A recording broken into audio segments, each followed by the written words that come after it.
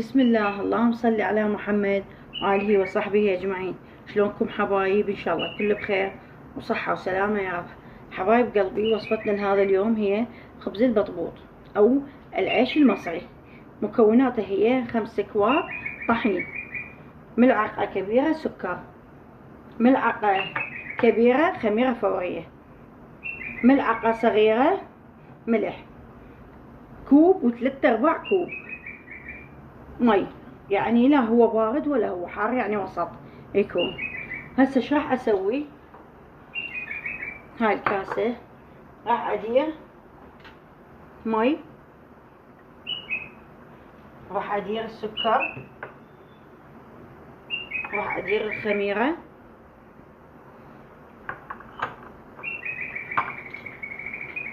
وهسه راح اظل اطرق بيها حد ما تذوب عندي الخميرة حتى اديرها فوق الطحين.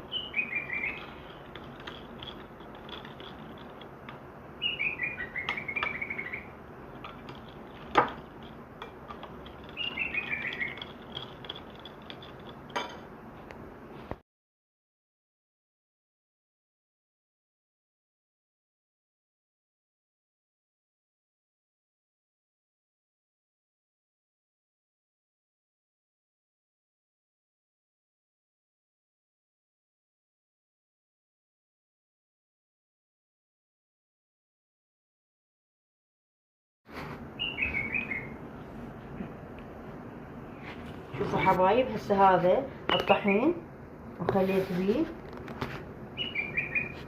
ملعقة صغيرة ملح. هسه ايش راح ادير؟ راح ادير الخميرة الفورية اللي وياها السكر، وادير كوب مي، والمي الباقي بالتدريج، مو كل اديره يعني. هسه راح اخليها هيج اخلطه.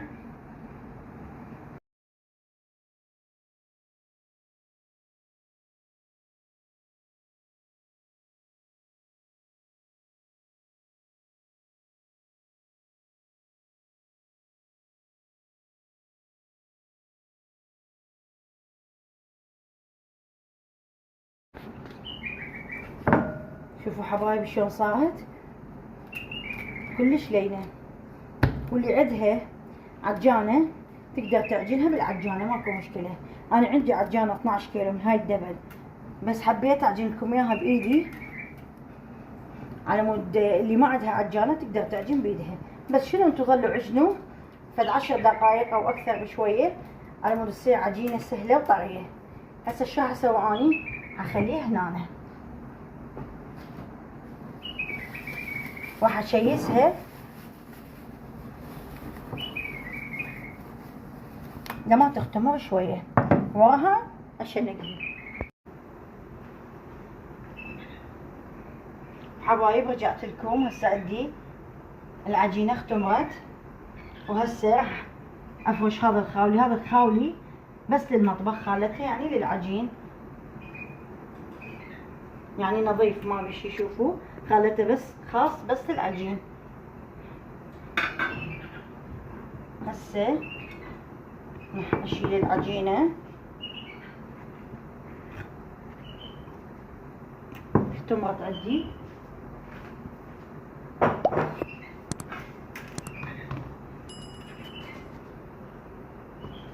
هسه هم حرجع افردها شويه.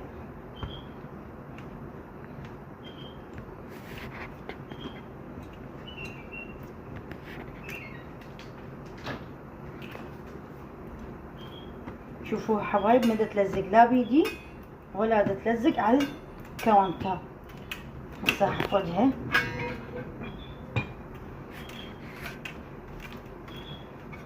شوفوا حبايب شلون لينه، كلش طريه اسفنجيه.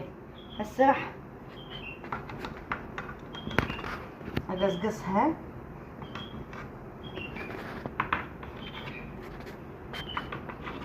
وانتو شلون تحبوها، الحجم اللي تريدوه انتو براحتكم. واللي عنده ميزان هذا مال مطبخ يقدر يوزن عليه. انا مديجهن كلهن نفس القياس بالتساوي. هسه راح اشنقهن.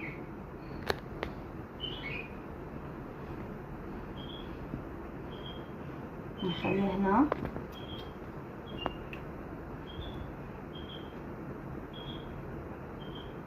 انتو تحبوها حجم كبير سووها حجم كبير، تحبوها حجم صغير كيفكم انتو.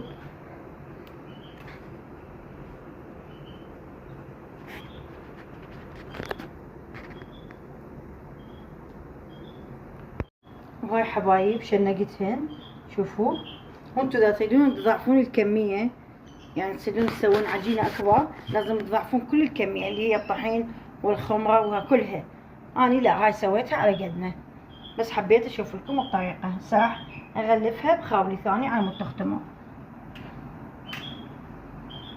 ما اريد اوصل لها هو على مود تختمر عندي، بعدين اخليها بالطاوة. وهاي حبايب رجعت لكم. وهسه حبدي من النهاية، من الأخيرة. لازم تبدون من الأخيرة مو من أول وحدة. يعني الأول وحدة سويتوها تبدون بيها مو من هنا.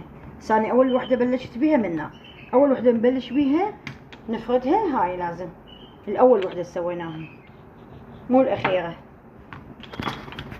أنا مود الأخيرة تلحق تختمر. تريدون تشكلوها مثل الصمون هم عادي، يعني تريدون تسووها مثل الصمونة.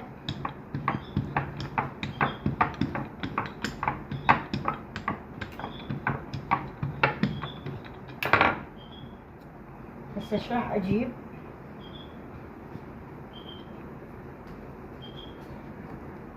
هذا الخاولي حفرد هاي عليها بين ما اكمل.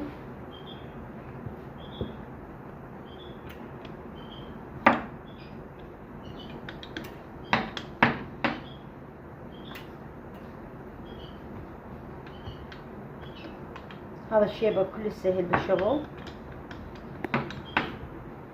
حاولوا تسووها مدورة، واللي يحب يسويها مثل الصمون عادي تقدرون تسووها مثل الصمون.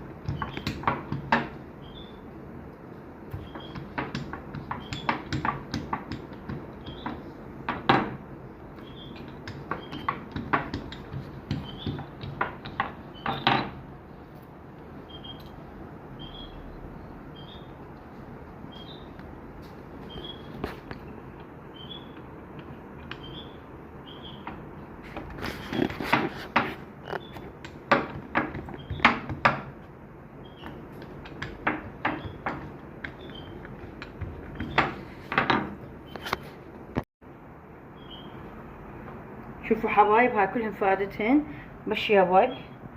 شوفوا، وهاي سويت لكم اياها مثل الصمونه على شكل صمونه. شوفوا على مود اسوي لكم اياها وتشوفوا شلون تنفش. لازم الطاوه تكون كلش حاره، كلش حاره بشكل مو طبيعي. وشويه وقلبوها كل 5 ثواني قلبوها.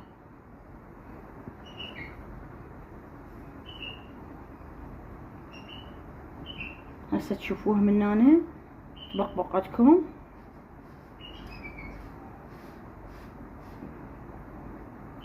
من هنا تنفخ نقلبها.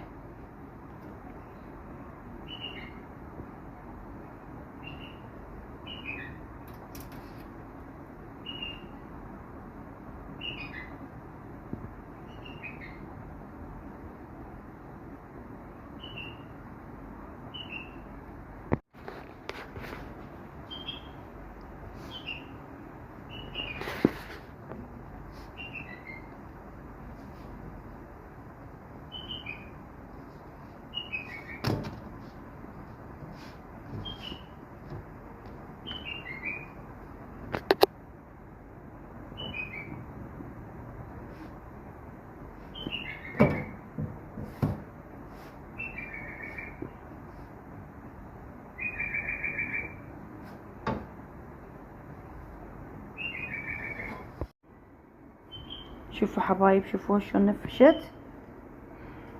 هسه راح اقلبها.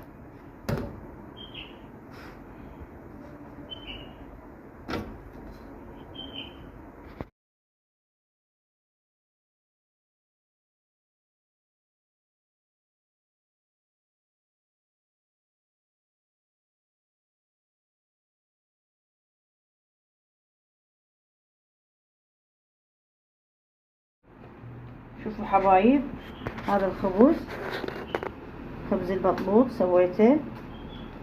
شوفوا هاي اللي مثل الصمونة قلت لكم عليها. شوفوا شوفوها.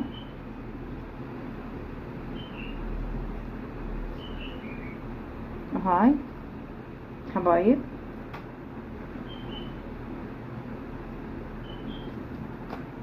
تقدرون تسووا سندوتشات.